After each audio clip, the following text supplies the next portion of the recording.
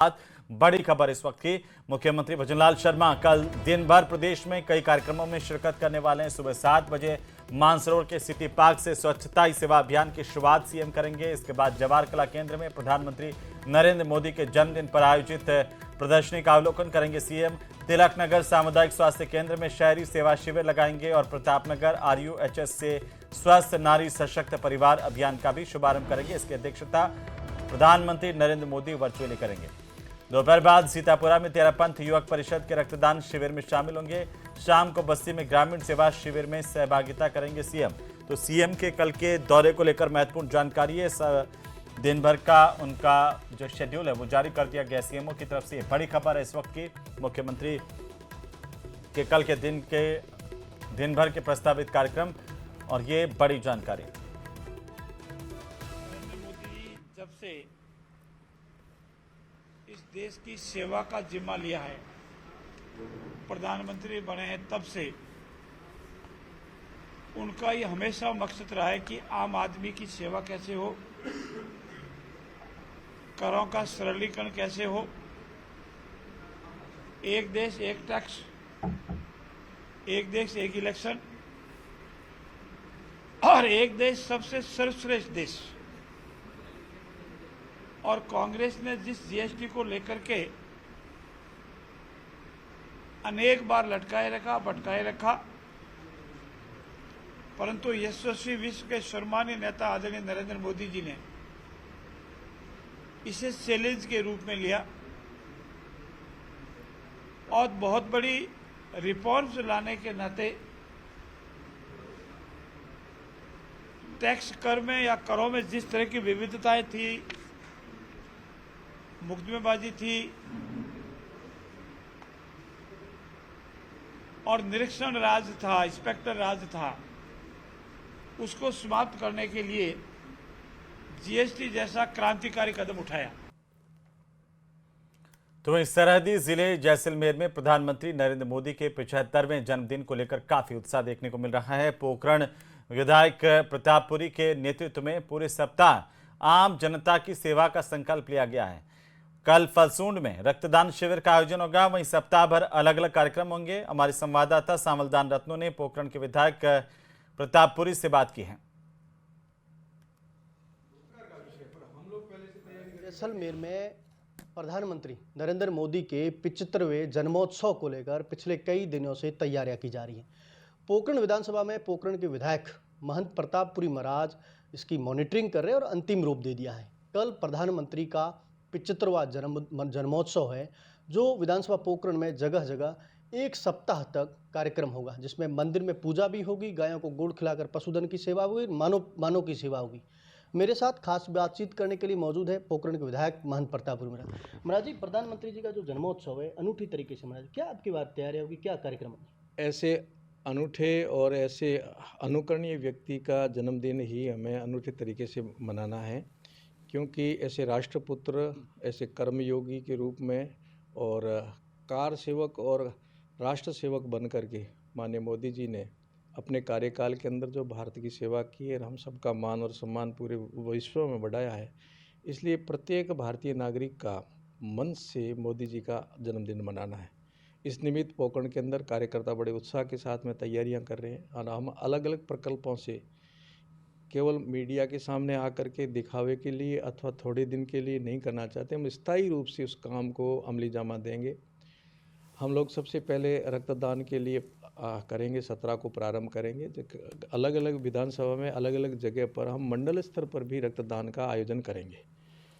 वहीं उदयपुर के सुखाड़िया यूनिवर्सिटी में वीसी की तरफ से औरंगजेब को कुशल शासक बताए जाने वाले बयान पर छात्रों ने मंगलवार को भी प्रदर्शन किया है।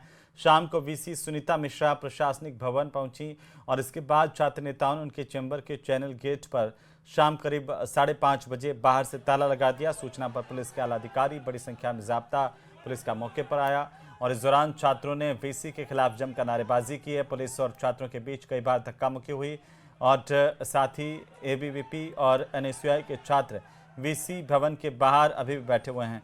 वीसी को पद से हटाने की लगातार मांग की जा रही है और इस दौरान ADM city additional SP VC professor Sunita Mishra से मुलाकात करने के लिए भी पहुंचे। इस मामले में किसी तरह से कोई रास्ता नहीं निकल पाया, इसके चलते छात्र लगातार प्रदर्शन करते हुए बैठे हुए हैं।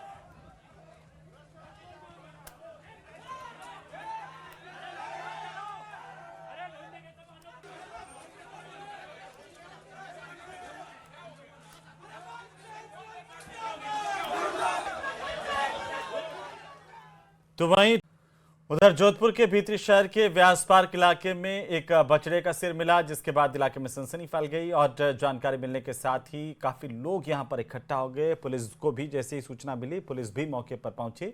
पूरे मामले को लेकर जांच जारी है।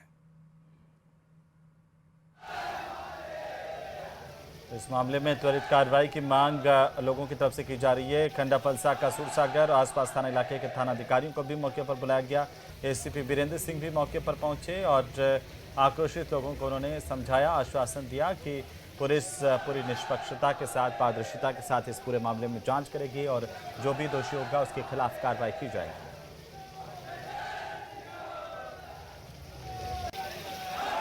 यहाँ पर जो ये कटा हुआ तो पूरी तरह से नहीं है, कंकाल है और हम इसकी पोस्टमार्टम कराएंगे। लाइन ऑफ एक्शन ये है कि जो भी रिपोर्ट देंगे उस पर विधिवत कार्रवाई की जाएगी। पोस्टमार्टम कराएंगे। सीसीटीवी फुटेज से अभी से ही लोगों को लगा दिया है। टीम हमारी काम कर रही है कि इस घटनाक्रम के तह तक पहुंचा जाए और जो भी अगर कोई दोषी है तो उसको 100% मतलब कानूनी मुकाम तक उसको पहुंचाया जाए। यहाँ पर जो लोग एकत्रित है वो ये कह रहे हैं कि इसमें निष्पक्ष जांच हो, तो वो भी साथ में चल के बिल्कुल देखना। बिल्कुल पूर्व में भी इस तरह की घटनाएं वो लोग देख चुके हैं। बिल्कुल पारदर्शिता की जाएगी पूरे अनुसंधान। सपने पूरे करने की चाह कई बार हमारी जान पर भारी पड़ जाती है। बीकानेर के कुछ युवकों के साथ कुछ ऐसा ही हुआ है। रिपोर्ट देखिए।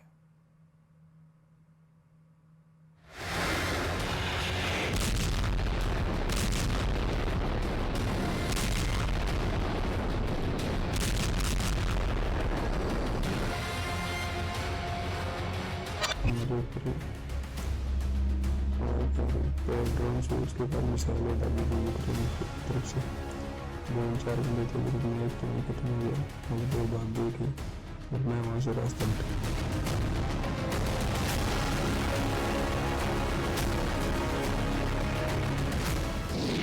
रूस यूक्रेन युद्ध के मैदान से मदद की गुहार।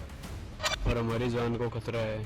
तो अब देश ना कोई ट्रेनिंग कराई है, ना कुछ और, बस हथियार दे दिए और बोल रहे 2-3 दिन के अंदर तुम्हें बॉर्डर पे डालेंगे। बीकानेर के अजय कुमार की मार्मिक फरियाद। कोई नहीं सुनेगा आपके यहाँ पे, आप ऑलरेडी यूक्रेन के अंदर हो, जबरदस्ती कर रहे हैं भाई। ये लास्ट वीडियो हो सकता है हमारा चारों का। मदद करो सरकार, मदद करो सरकार।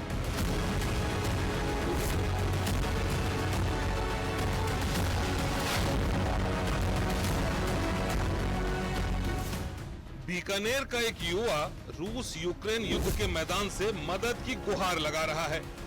वीडियो संदेश भेजकर सरकार से वतन वापसी की अपील कर रहा है। नवंबर 2024 में स्टडी वीजा पर रूस गया अजय गोदारा अब जंग के मैदान में फंस गया है।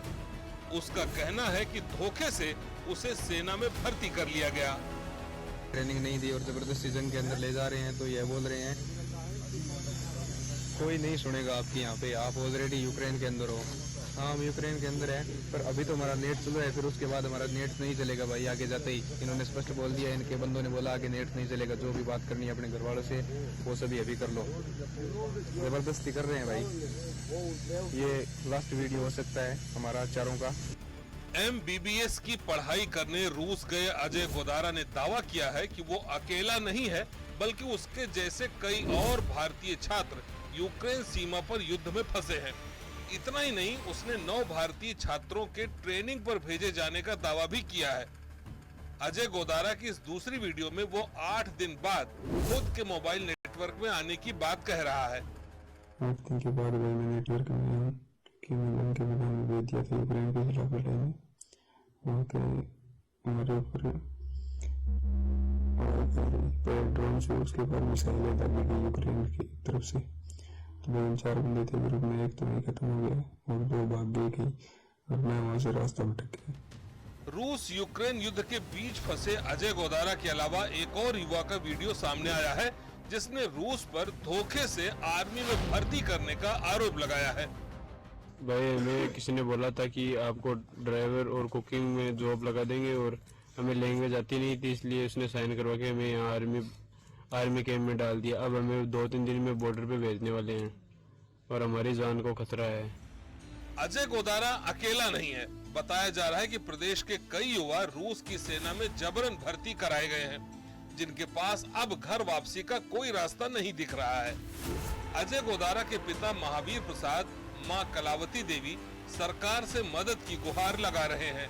22 नवंबर 2024 ने रूस की स्टडी वीजा फिर बटू भी कोई अर्जेंट सरकारी आज 15-20 दिनों हमारी कोई भी बात कोई नहीं है।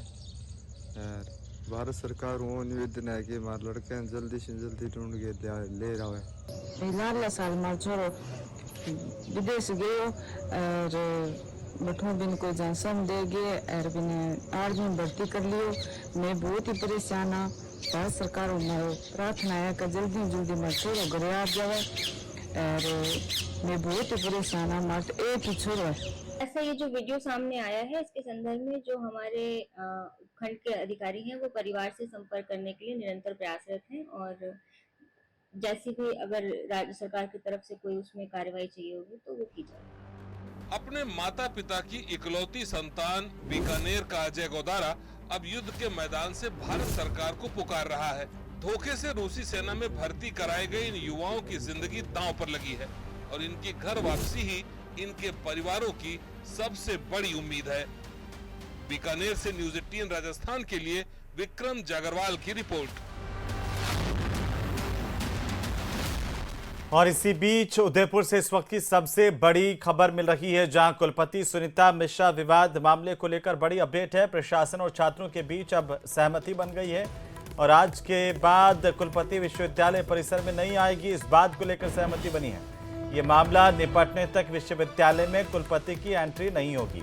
इस आश्वासन के बाद छात्र संगठन माने हैं। लगातार अखिल भारतीय विद्यार्थी परिषद और छात्र संगठन NSUI की तरफ से भी प्रदर्शन किया गया और आखिरकार अब इसको लेकर के एक समाधान निकाला गया है। समाधान ये कि जब तक ये पूरा मामला किसी भी नतीजे तक नहीं पहुंचेगा तब तक कुलपति की एंट्री विश्वविद्यालय में नहीं होगी।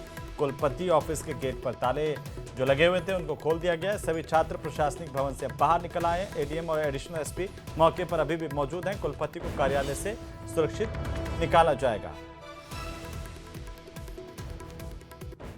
उधर अजमेर के ब्यावर से लेकर डूंगरपुर तक रिश्वतखोरों के खिलाफ ACB की बड़ी कार्रवाई देखने को मिली। कहीं ग्राम विकास अधिकारी की जेब से नोट निकले तो कहीं पटवारी को 5000 की घूस के साथ रंगे हाथों धर दबोचा गया। रिपोर्ट देखिए।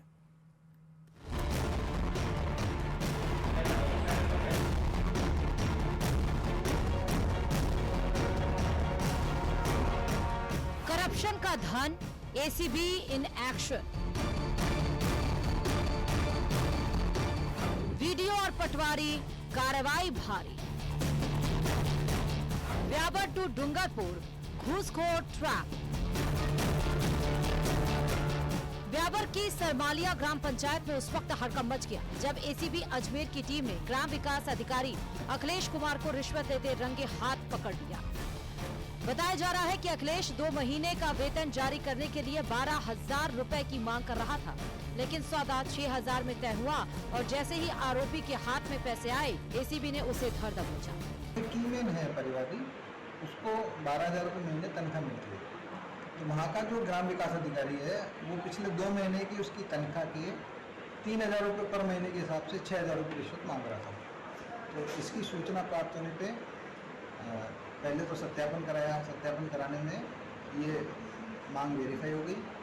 उसके बाद आज कार्रवाई करते हुए परिवादी से जब उसने 6,000 रुपये रिश्वत राशि ली है तो उसको रंगे हाथ में गिरफ्तार किया गया। उधर डूंगरपुर के सागवाड़ा इलाके में भी पटवारी हेमंत बुनकर को रिश्वत लेते ACB ने पकड़ा है। आरोपी ने परिवादी से उसकी बहन का नाम खातेदारी जमीन से हटाने के एवज में 5,000 रुपए की मांग की थी। शिकायत के बाद ACB टीम ने पूरा खेल सेट किया और जैसे ही नोटों से हाथ रंगे पटवारी को सागवाड़ा डाक बंगले में दबोच लिया गया। हमारे पास में परिवादी आया था। परिवादी ने कहा कि मेरे पिताजी की मृत्यु हो चुकी है, जिसमें जमीन मेरे नाम और मेरे बहन का भी नाम शामिल है। बहन का नाम हटाने के बदले में पटवारी जी 10,000 रुपये की मांग कर रहे हैं। इस पर हमने नियमानुसार उच्च अधिकारियों को निवेदन करके उच्च अधिकारियों के निर्देशानुसार 27 तारीख को मांग सत्यापन कराया गया और 27 तारीख के बाद में आज परिवादी सुबह 5,000 रुपये लेकर हमारे पास आया। उच्च अधिकारियों के निर्देशन पर कार्रवाई करते हुए पटवारी को 5,000 रुपये की रिश्वत लेते हुए रंगे हाथों गिरफ्तार किया गया। तो व्यावर से लेकर डूंगरपुर तक एसीबी की इन कार्रवाइयों ने एक बार फिर ये साफ कर दिया है कि अब भ्रष्टाचारियों की खैर नहीं, हर घूसखोर पर एसीबी की पैनी नजर है। Bureau report, news 18 Rajasthan. उधर सिरोही